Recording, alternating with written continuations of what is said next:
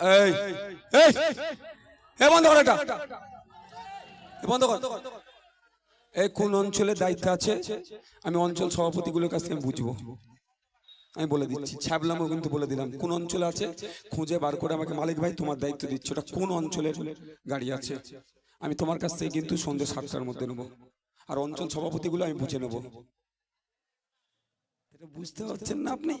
এতদিন যাকে বলতো তুই বোম্বা দিস, তাকে আজকে কাজের দেখে কেন বলছে তুই বাপ, যে চিঠিটা পাঠিয়েছিস খুব ভালো কাজ করেছিস। উনি তো পাঠায়নি, ওনার বুদ্ধি দিয়ে গিয়েছে যে আমি ভোট মিটে গেলে যাব।